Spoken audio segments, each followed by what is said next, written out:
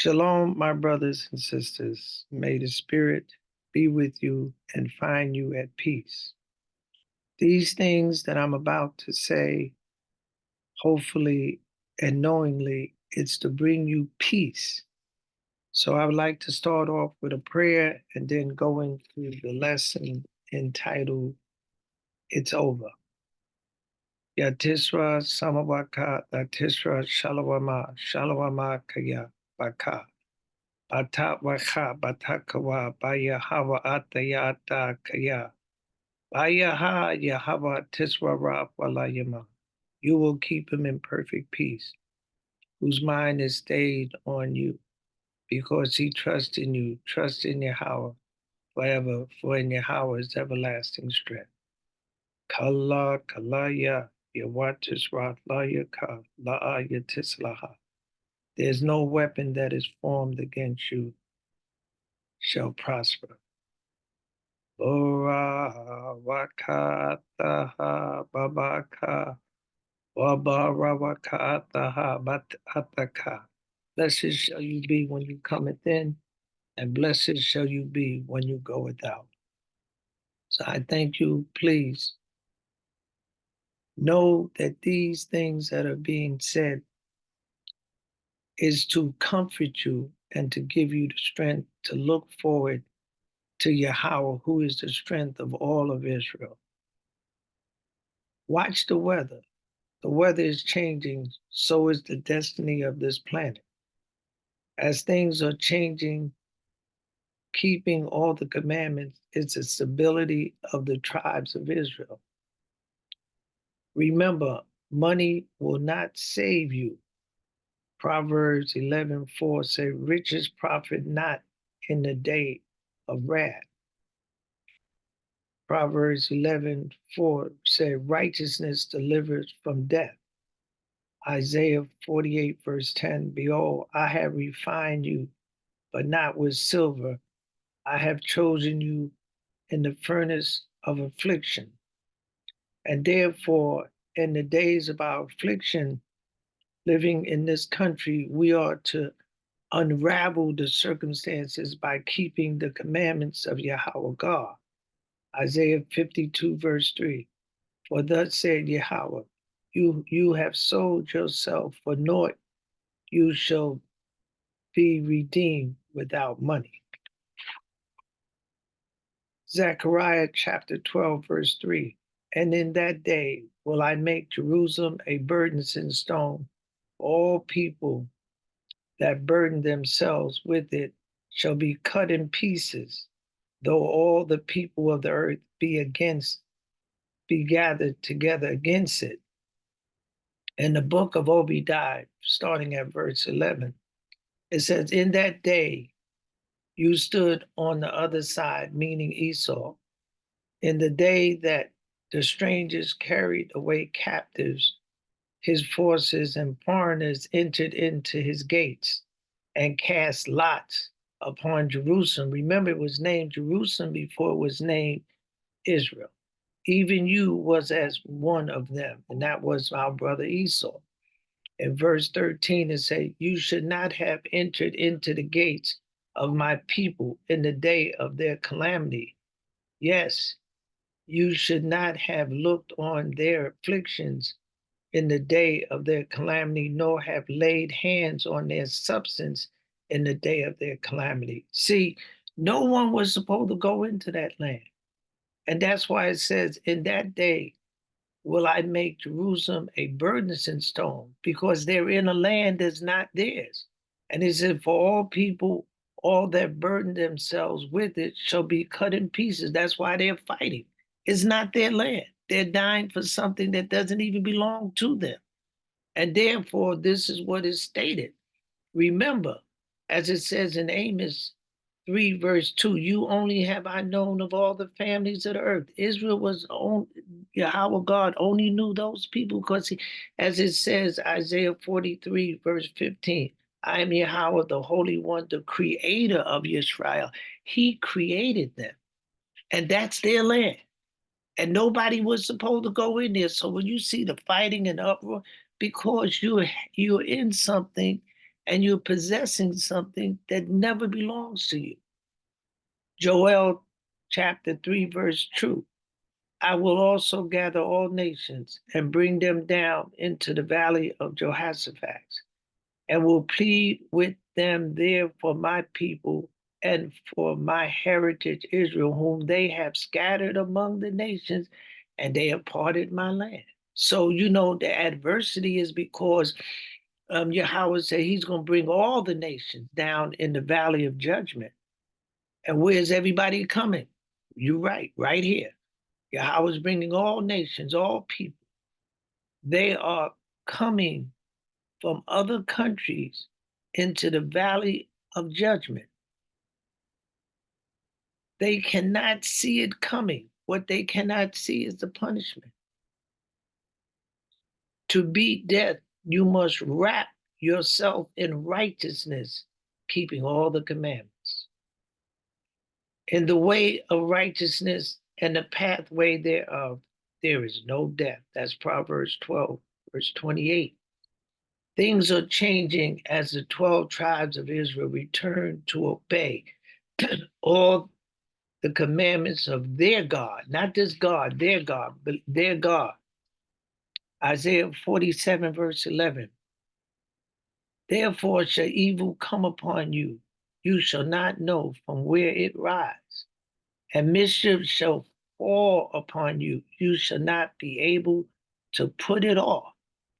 And desolation shall come upon you suddenly, which you have not known. See, this desolation is going to come upon them. How? It didn't say, but suddenly. In the Apocrypha, 2nd Ezra, chapter 6, verse 22. And suddenly shall the sown place appear unsown, and the full storehouse shall be suddenly be found empty. These things going to happen suddenly.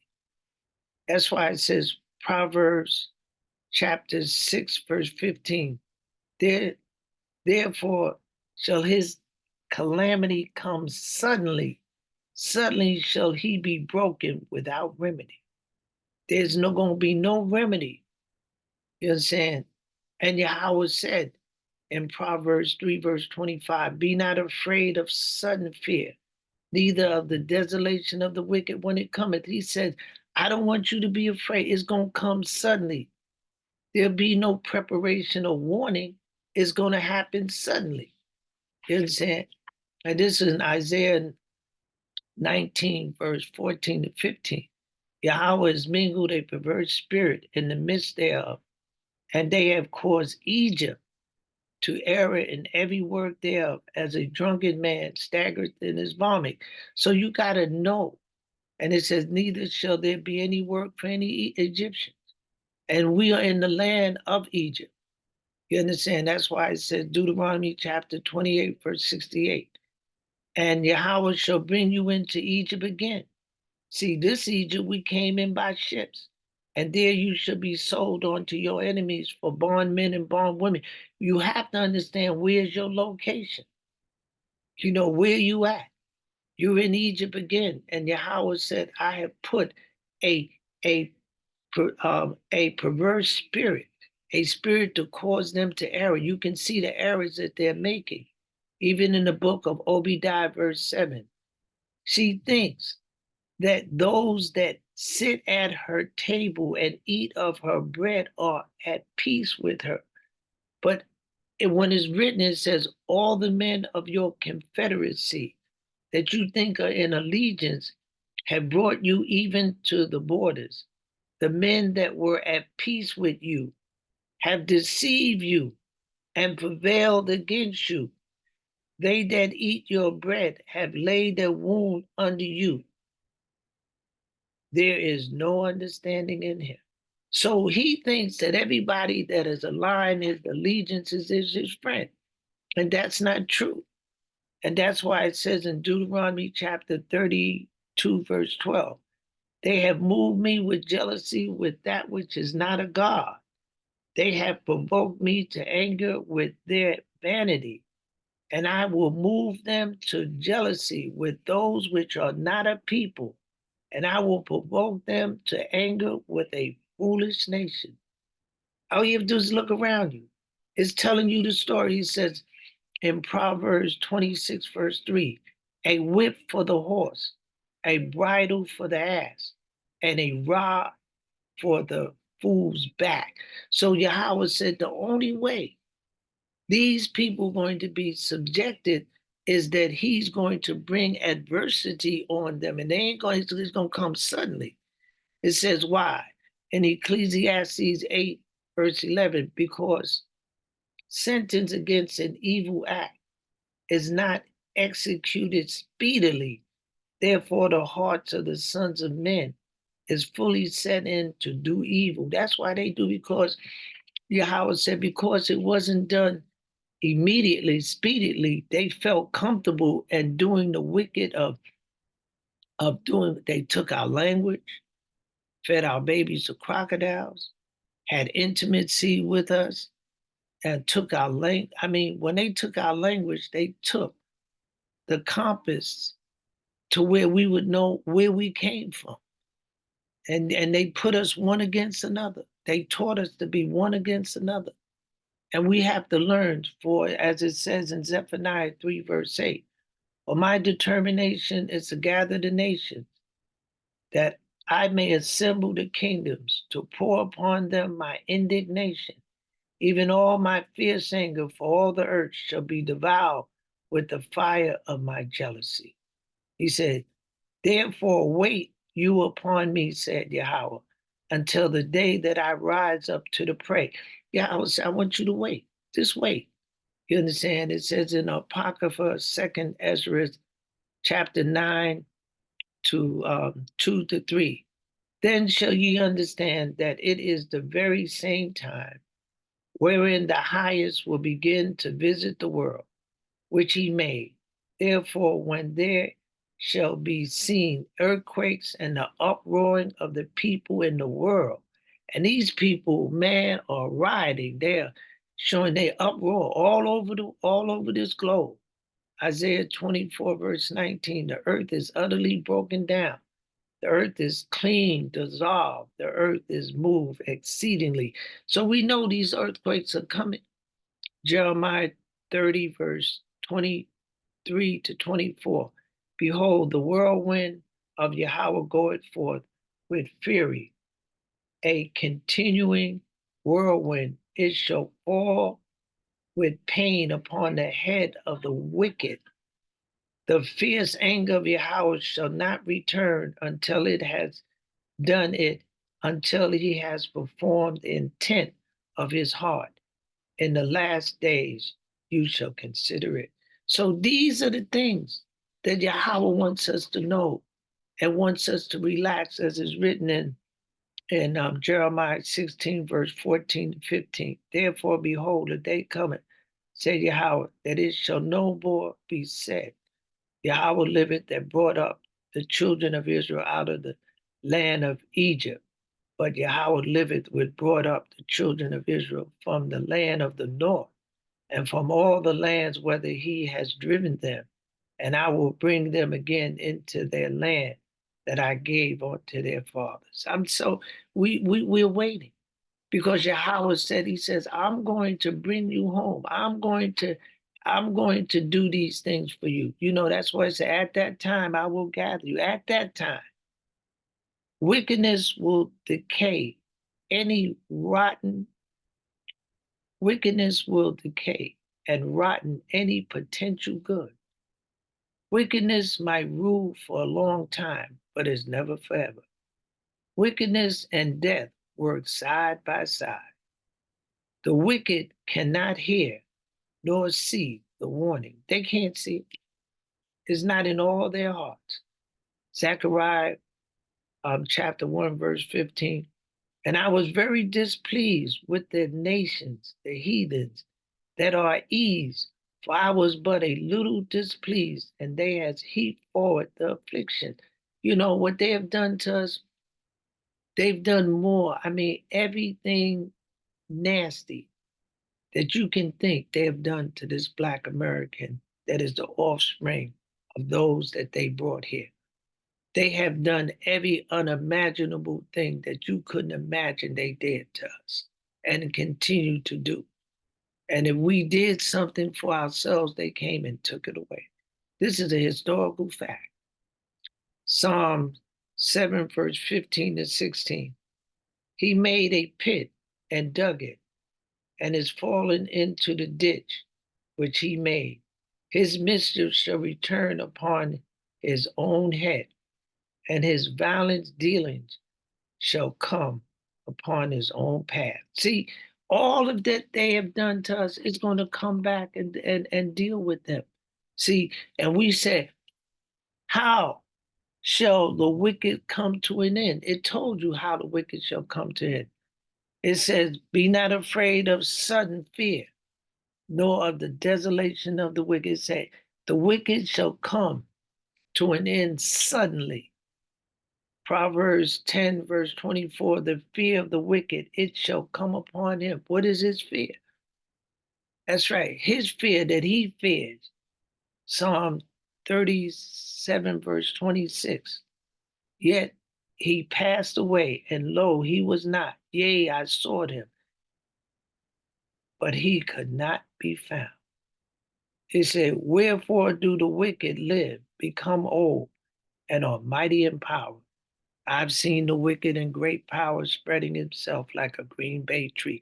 With all their power, they're going to pass away.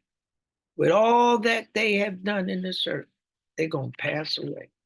And just like it says in the Apocrypha, 2nd Ezra chapter 14, verse 35. For after death shall the judgment come, when we shall live again, and then shall the names of the righteous be magnified, manifested, and the work of the ungodly shall be declared. It says in Ecclesiastes chapter 12, verse 14, for Yahweh shall bring every work into judgment, with every secret thing, whether it be good or whether it be evil. Proverbs 10, verse 7.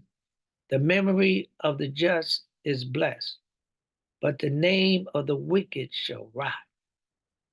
Proverbs 22, verse 1. A good name is rather to be chosen than great riches, and loving favor rather than silver and gold. And as it says in Proverbs, we have to understand where we're traveling.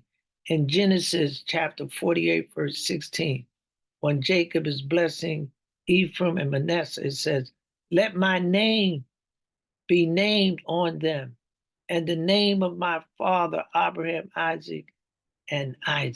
He told them, he didn't say, well, I'm going to make sure they have some gold. He said, look, he said, the memory of the just is blessed, but the name of the wicked shall rot. A good name is rather to be chosen than great riches. And what is Jacob given? He given him a name, Israel. What is your name? Were you given a name? Do you use that name? He said to him, he asked him, he said, let my name, what was Jacob's name? Yisrael. He said, let my name be upon them. And it says, Isaiah 4, verse 5 says, Isaiah 56, verse 4 to 5. For thus said Yahweh unto the Edom, that keep my Sabbath and choose the things that please me, and take hold of my covenant. Even unto them will I give in my house and within my walls a place and a name better of the sons and of the daughters. And I will give them an everlasting name that shall not be cut off. What did he say? He said, I'm going to give them a name. He didn't say you're going to give him riches. He said, I'm going to give him a name. You understand what I'm saying? You got your riches. What's your name? This is why we had Isaiah chapter 9, verse 16 said, for the leaders of this people cause them to error, and them that are led of them are destroyed. That's why it says in Proverbs 16, verse 25, there's a way that seemeth right unto a man, but the end thereof are the ways of death. You are responsible to go in that book and to find the truth and sit with men and women and just listen. You understand? This is it. Where did it say that Jacob was going to give him any gold, any land? He gave him, he said, put my name. What did he said for the Enoch? He said, I will give him a great name. What's your name, Israel? Hallelujah. Praise Yahweh God. Surmountable, surmountable and local problems. Surmountable and worldwide problems. See, this is what is happening, as it says in Isaiah 47, verse 13. You are wearied in the multitudes of your counsel. These people are tired. It's local problems, worldwide problems. They just been saturated with all kind of stuff. Why? It says, flee out of the midst of Babylon. What's Babylon mean? Confusion. Look at this and tell me it's not confusion. And deliver every man his soul. Be not cut off in their iniquity, for this is the time of Yahweh's vengeance. He will render unto her a recompense. You know, he's going to pay them back. And that's Jeremiah 51, verse 6. He says, man, these people are crazy. They're so tired. They got all types of problems. You understand? Because this is Babylon. So I say to you, with all my heart, go in this book, and as this is titled, it's over. This thing is over. I said, this look at it's over. And you must wrap yourself up in righteousness and calling on the name of Yahweh God and keeping his commandments. There's no way out of this. When you pass through the waters, I will be with you. And through the rivers, they shall not overflow you. Who is he talking to? When you walk through the fire, you shall not be burned, neither shall the flames be kindled upon you. For we shall build cities in the sky. We shall build cities beneath the sea. We will take trips to distant galaxies and have picnics in the sun. This knowledge will Yahweh give to us, that we will do the extraordinary things. My brothers and sisters, this is foolishness. And keeping the commandments it will give you the calm and tranquilness that you need. So I'm asking you to keep these commandments. Call on Yahweh God. Know that he will not forsake you. And I will bring the blind by a way that they know not. I will lead them in the path that they have not known. I will make darkness light before them and crooked places straight. These things will I do unto them and not forsake them. My brothers and sisters, hallelujah. Praise be the name of Yahweh, who is God forever and ever and ever. And I like to say to you, Ya ha la la ya ata shema ya hawa ha. Kaya na shagaba shema wa labadawa Allah haratis wa shema yama. Let them praise the name of Yahweh, for his name alone is excellent. His glory is above the heavens and earth. Kaya Shema Sha Wa Magana Yahweh Hala Hayama. For Yahweh our God is a sun and a shield. Bora Wakala Hayama Ashura. La Hasayura, the Palataya, Wakasadawa, Ataya. Blessed be Yahweh, which has not turned away our prayer, nor his mercy from us. Blessed be the name of Yahweh all the days of our lives. Let's keep the commandments. And remember, it's over. You know, you don't have to, you can sit in your house, you'll be all right. If that Ruach is with you, you'll be fine. So I tell you, please, just share this, subscribe to it, let it go out. You know, This is what you do to information that is relative to uplift. You understand? And like. So do these things and let us walk down the aisle when the world is burning, as it said, with a smile on our face, because we know we only gonna get through this if Yahweh has blessed us. So it's over, and we know it's over. Just take a look at it. They cannot, no way, come to any peace. These are not a peaceful people, but a people of torment because they have done so much evil. Evil, my brothers and sisters. Evil that you would never believe. With all their power, all they did was destructive things. And the earth is given into the hands of the wicked. And the wicked means to what? Decay. You understand? To destroy, to uproot, to cause confusion. So I say to you, may the spirit of Yahweh bless you. And may you rest comfortably knowing that Yahweh, as he said, everything that has come out of his mouth, he shall definitely, beyond a shadow of a doubt, make it certain that you who will hear his word and do that which is acceptable before him. For your deliverance is in obeying and keeping all the commandments. Amanah.